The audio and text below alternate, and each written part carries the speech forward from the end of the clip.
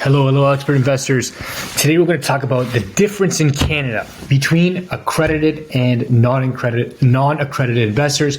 This has come up quite a bit for me in the last year or so as we've been raising capital to do some development projects, and we've partnered with a REIT, a real estate investment trust, who has to go through a lot of due diligence with any investor who wants to invest in a REIT to qualify them as accredited, non-accredited, and make sure that all these factors are taken into consideration before the investor actually gives money to the REIT, because the government has these programs in place to make sure people make sound financial decisions. Agree with them or not agree with them, they are in place and we have to follow them. But as individuals, I needed to learn, and now I want you to learn what the difference really is. So let me make this a bit smaller here.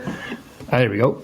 So an individual, now we're talking about individuals here. We could talk about larger entities, but this channel is more geared toward individual investors, so let's stick there. So an individual accredited investor requirement.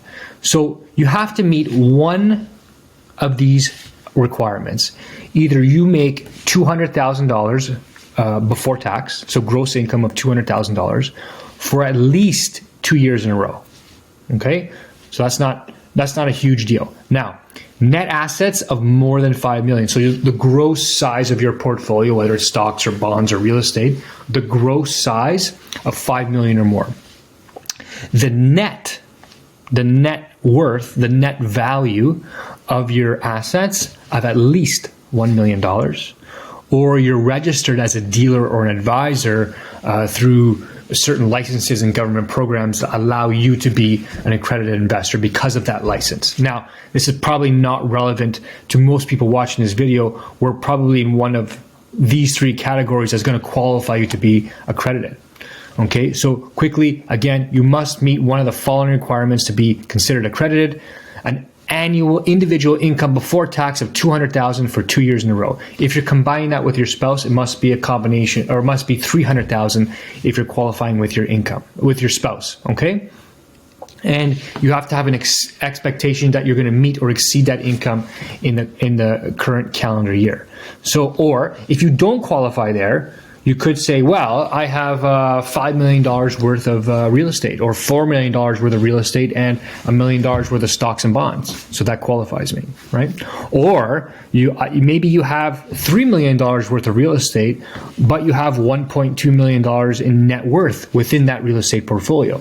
Okay, that would qualify you. Or if you're registered under securities legislation, that would qualify you also. But for those watching this, these three are going to be where you qualify the vast majority of the time.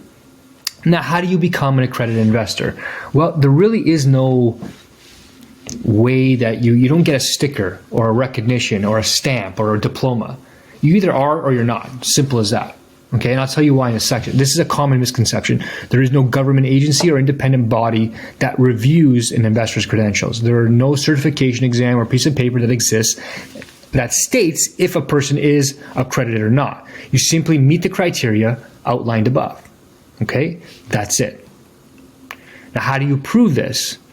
Well, the what to know here, and I'm not going to read this whole thing to you, but what you need to understand is it's not on you to prove. Okay, so what happens is we've partnered with a REIT, Elevate REIT, and when someone's interested in investing through the REIT, there is an exempt market dealer called Atlas One, and Atlas One gets on the phone with you. Let's say I wanted to invest in the REIT, so Atlas One is going to call me, set up an appointment with me, and they are going to make sure that I can meet an accredited investor criteria if it exists. Okay, for some investments you do have to be accredited, and for some you don't.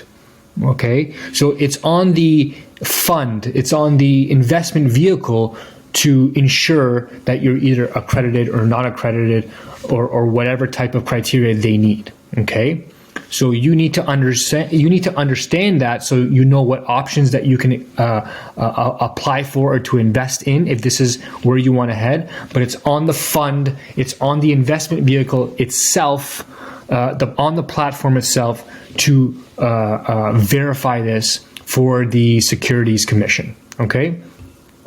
So at a minimum, really, at the time of investment, you might be expected to provide documentation, financial statements, credit reports, tax returns to prove your income or net worth. Okay, so that's at the time of investment. So really, what's the difference in Canada between an accredited and non-accredited investor? Well, in Canada, a non-accredited investor or a retail investor refers to people who do not meet the criteria we talked about here. Okay, if you do not meet this criteria, well, you're non-accredited. Period. The end. So in this case, investment options for you are limited. Okay, there are much more options available to those who are accredited versus non-accredited. You just have less investment options available in this space. Okay, and from the government's perspective, agree or not agree, this is a way to protect non-accredited investors from investing in areas that they don't understand in, from taking risks that they probably shouldn't take, or investing money that they probably should not invest. Okay, that's their way of adding protection. So give this a read if you like, but this video is really important to understand, because if you are accredited, there are other options available to you. And as you know, I love real estate. I continue to invest in physical real estate, but now with extra cash, I'm learning to, create returns that don't need my attention all the time. And I'm not into like 4, 5, 6, 7%. I'm talking 10, 15, 20% or more type returns with my money than just getting silly under 10% returns that barely meet inflation. That's my opinion. That's what I want to do. That's what I'm learning to do with some of my extra money and even some of my HELOC. And I want to teach this to you also. So we're doing a class on what are we doing? Second mortgages and private lending coming up soon in about a couple weeks. So I want you to jump on that also. But this is a great one to understand. Until next time.